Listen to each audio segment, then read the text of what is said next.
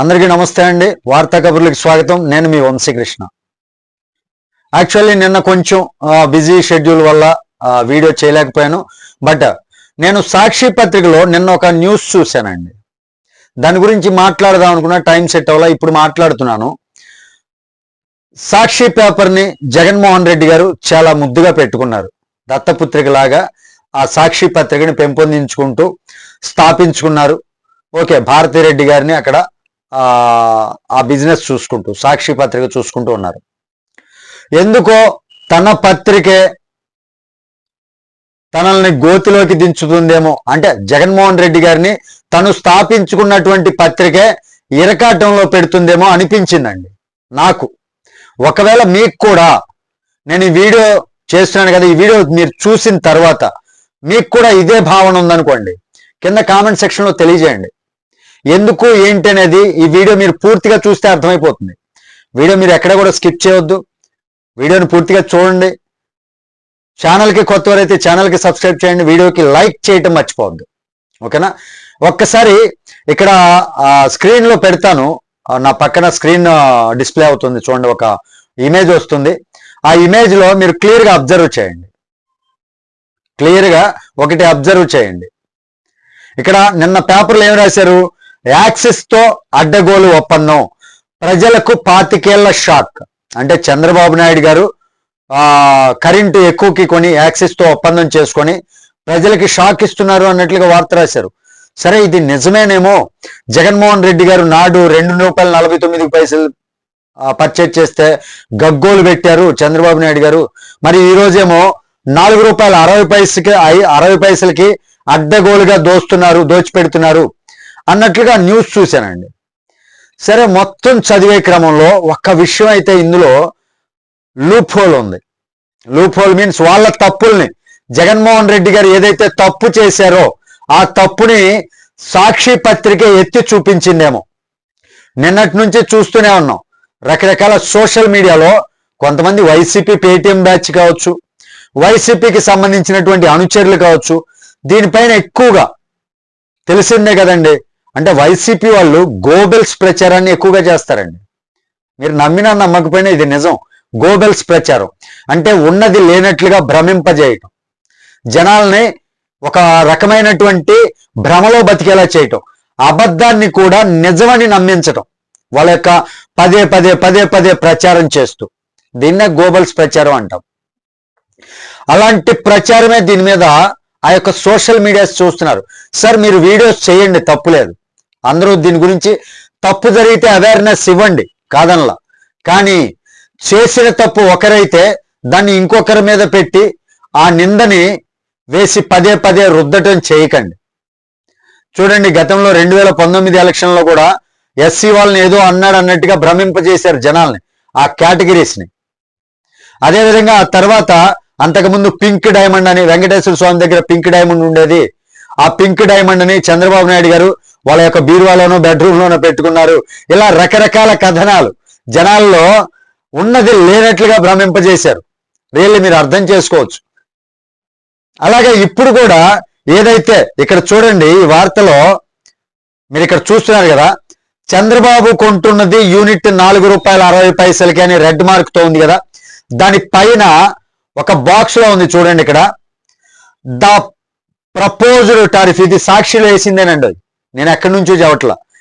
The proposed tariff of ₹4.65 per kilowatt. అంటే ఒక కిలోవాట్కి, ఒక యూనిట్కి ₹4.60 ఏదైతే ఇప్పుడు ప్రపోజ్డ్ చేస్తున్నారో, for these projects is lower than the rate of ₹5.12. ఏదైతే ఇప్పుడు ₹4.60 అని ప్రపోజ్ చేశారో చంద్రబాబు నాయుడు గారు, అది ₹5.12 కల్లా తక్కువగా ఉంది. యాక్చువల్గా చూడండి, ₹5.12 per kilowatt originally proposed. Original గా ఎంత ప్రపోజ్ చేసి ఉంది? ఇది నేను చెప్పింది కాదు, సాక్షిలో విత్ డాక్యుమెంటెడ్ ప్రూఫ్ తోటి సాక్షిలో వేశారు కదా. ₹5.12 పర్ కిలోవాట్కి ఏదైతే ప్రపోజ్ చేశారో ఆ ప్రపోజ్ కన్నా తక్కువగా ₹4.60 చంద్రబాబు నాయుడు గారు కొంటున్నారు ఇప్పుడు. ఓకే, నేను కాదనలా. గతంలో జగన్మోహన్ రెడ్డి గారు ₹2.49 పర్ కిలోవాట్ ఇచ్చారు. కానీ ఆ తర్వాత ఇది ఏదైతే వీళ్ళు చెప్పినట్లుగా ₹5.12 పర్ కిలోవాట్ ఏదైతే ప్రపోజ్ చేశారో అది చేసింది జగన్మోహన్ రెడ్డి కాదా? అది చేసింది జగన్మోహన్ రెడ్డి అవునా కాదా? ఒక్కసారి మీకు మీరు ఆలోచించండి. ఈ ప్రపోజల్ ఎప్పుడు జరిగిందండి? ఈ PPPS ప్రపోజల్, APRS ప్రపోజల్ ఎప్పుడు జరిగింది? 24 నవంబర్ 2022లో జరిగింది ఈ ప్రపోజల్. ₹5.12 పర్ కిలోవాట్ చొప్పున మేము కొంటాము అని. కానీ చంద్రబాబు నాయుడు గారు ఆ ప్రపోజల్లో కొద్దిగా సవరింపులు చేసి ఇప్పుడు వాళ్ళ దగ్గర ఒప్పందం ఏంటి, ₹4.60 కంటే 52 పైసలు తగ్గించారు కదా యూనిట్కి. 52 యూనిట్కి తగ్గించే కొన్నారు కదా. కానీ ఒక్క సౌర విద్యుత్ మీద కాదండి, ఇది 4 రకాలైనటువంటి విద్యుత్ మీద ఈ ఒప్పందం జరిగింది. సరే, ఇప్పుడు ఇది చూశారు కదా సాక్షి క్లిప్పింగ్ అనేది. ఇప్పుడు నెక్స్ట్ మరొక క్లిప్పింగ్ ఇక్కడ చూపిస్తాను చూడండి. ఏదైతే ఆ ఒప్పందం జరిగిందో ఆ ఒప్పందం ఎప్పుడు చేశారండి? PPPA విద్యుత్ కొనుగోలు ఒప్పందాలు అని ఉంది చూడండి. విద్యుత్ కొనుగోలు ఒప్పందం, విద్యుత్ చట్టం 2023. అంటే ఇది ఒప్పందం ఎప్పుడు జరిగింది? ఒప్పందాలు PPPAలు మొదట 24/2022 నవంబర్ 24, 2022 ఇక్కడ చూసుకోవచ్చు మీరు.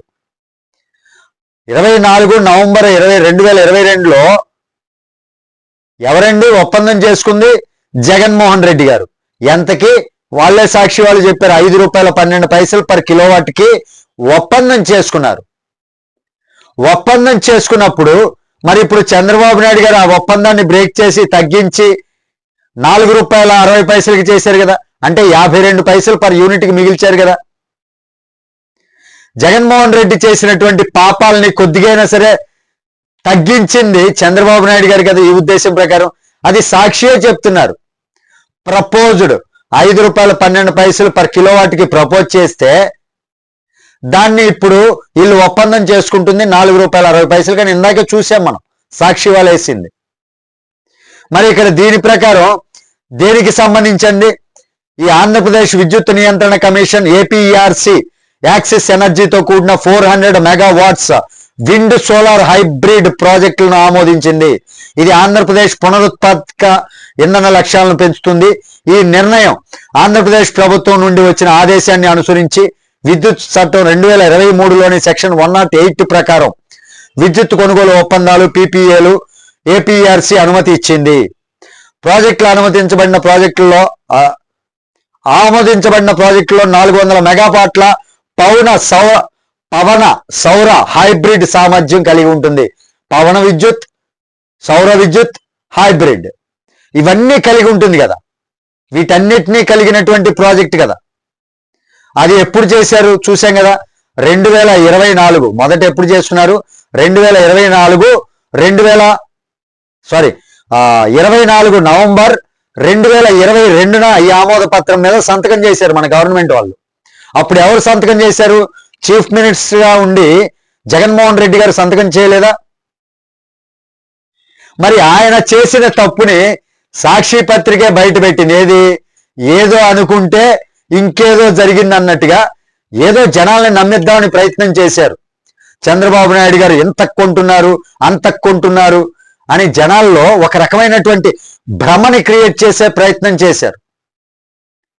కానీ అది జగన్మోహన్ రెడ్డి గారి తప్పు అని ప్రజలు ఆలోచిస్తారని కనీసం ఇంగిత జ్ఞానం లేకుండా వాళ్ళ పత్రిక ఆయన్నే ఇరికిచ్చేసింది.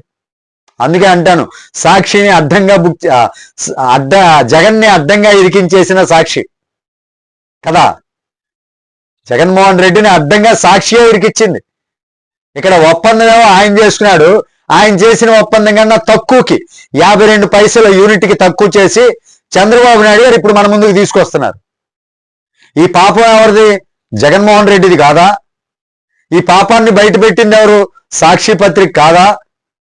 తన పత్రికే తన గోతులో దించేసింది అంతే. ఇదండి. మరి ఇది నిజమా కాదా అనే అభిప్రాయం మీకు ఎంతమంది కలిగింది అనేది వీడియో కింద కామెంట్ సెక్షన్లో తెలియజేయండి.